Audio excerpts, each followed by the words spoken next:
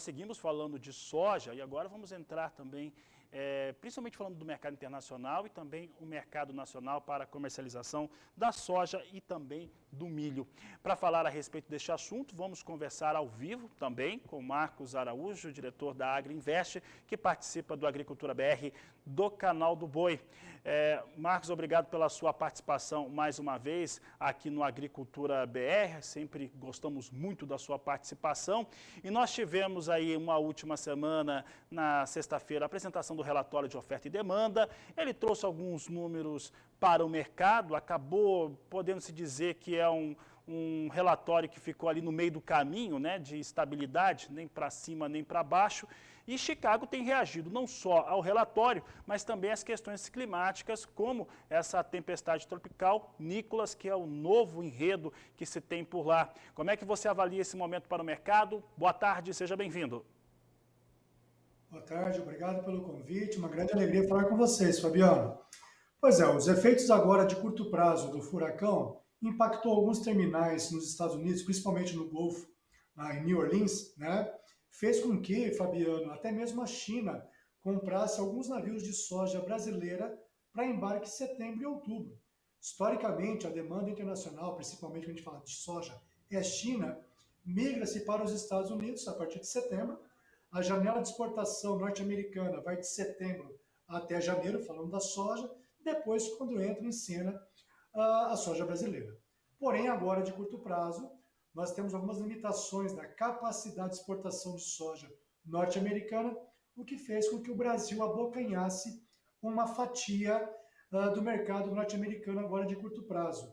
E considerando a soja brasileira, Fabiano, custo e frete China, as margens estão positivas para a indústria chinesa, o que é uma boa notícia para a sustentação no preço de curto prazo aqui para o sojicultor brasileiro.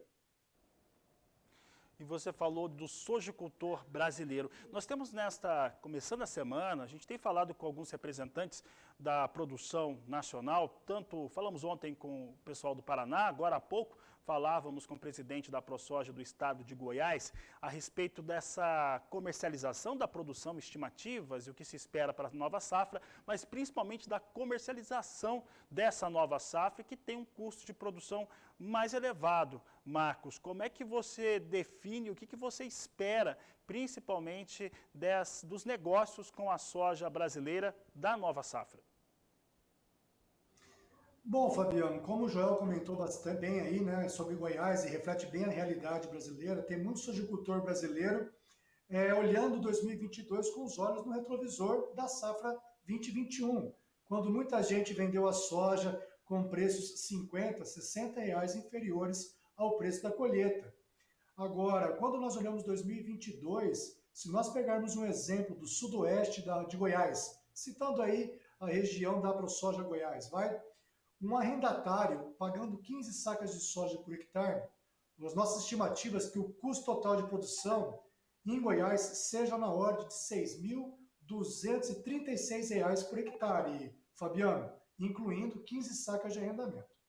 Para o ano que vem, Fabiano, o preço da soja no Porto liquida R$ 156, equivale no sudoeste de Goiás em torno de 144 uma saca. Para o arrendatário, pagando 15 sacas, ele tem uma margem operacional de R$ 3.400 por hectare.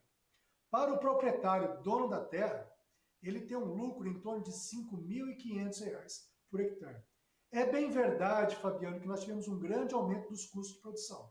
Porém, quando nós observamos o lucro da soja em Goiás, que historicamente é em torno de R$ 2.000 para R$ 5.500 para o ano que vem também, eu fico muito confortável dos produtores estarem com pelo menos 50% da soja vendida para 2022, aquelas regiões de estabilidade climática. Porque nós temos um ponto de preocupação para o sul do Brasil, Paraguai, Argentina e partes do MS, a questão do desenvolvimento do Laninha. Que isso é um fator que pode determinar e muito essa nova safra de soja.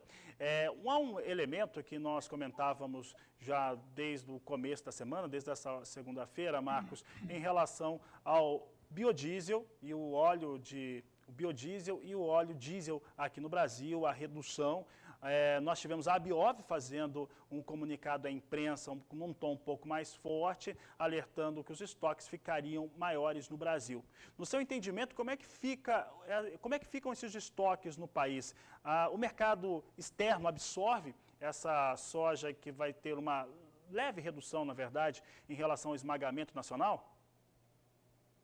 Eu diria que o risco de desabastecimento de soja esse ano no Brasil é descartado. Quando você pega o quadro de oferta e demanda brasileira, com uma produção ao redor de 137 milhões de toneladas, uma exportação ao redor de 85 milhões e um consumo doméstico somando o crush mais semente de 50, você vai ver que esses estoques essa escassez é descartada. A Conab, nesse relatório de setembro, ela estimou um estoque final brasileiro em 31 de dezembro, Fabiano, de 7 milhões e 500 mil toneladas. Os nossos números aqui da Agriinvest apontam um estoque na ordem de 4 milhões e 500 mil toneladas. Portanto, eu não acredito num risco de desabastecimento de soja esse ano aqui no Brasil. Bom, e agora sim, Marcos, para encerrarmos a nossa entrevista, eu quero falar com você sobre milho e relação aqui do quadro de oferta e demanda no Brasil. No momento, nós estamos vendo até alguma recuperação, leves recuperações para o preço do milho no mercado futuro.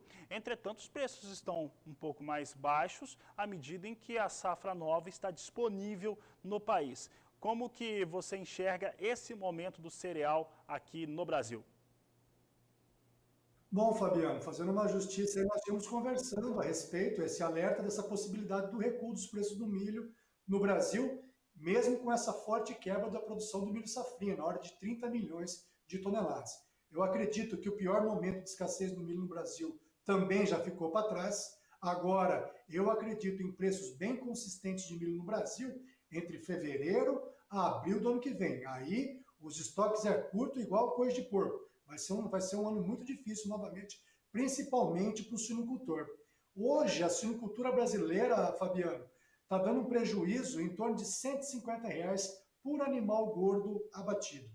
Quem está no positivo é o frango de corte, que é o maior segmento consumidor de milho no Brasil, e o terceiro maior segmento consumidor, que também está com uma margem bem positiva, é o etanol a partir do milho. Então você tem que olhar agora também que a nível global, nós temos agora nas próximas semanas a colheita do milho no hemisfério norte.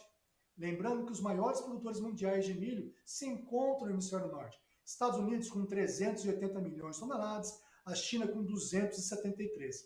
Então, de curto prazo agora, eu acredito que o Brasil, nós não devemos ter grandes variações para baixo e para cima do milho, só que daí vamos acompanhar agora essa possibilidade do Laninha, pegando o sul do Brasil, vai comprometer daí o milho verão, e com certeza eu estou mais convencido de altas de preço do milho de fevereiro a abril de 2022. Aquele ciclo que a gente vem vivendo nos últimos anos, o primeiro quadrimestre do ano bem apertado dos estoques. Tá certo. Marcos, eu agradeço sua participação aqui no Agricultura BR, no canal do Boi. Uma boa tarde a você e um grande abraço. Igualmente, forte abraço. Tchau, tchau. Tchau. Marcos Araújo falando a respeito do mercado da soja, do milho também ali e confirmando, né? A gente traz e depois mostra como é que vem o desenvolvimento dos cenários que nós apontamos aqui para os nossos entrevistados e que sempre se colocam à disposição para esclarecer esses cenários, situações importantes para o produtor rural brasileiro.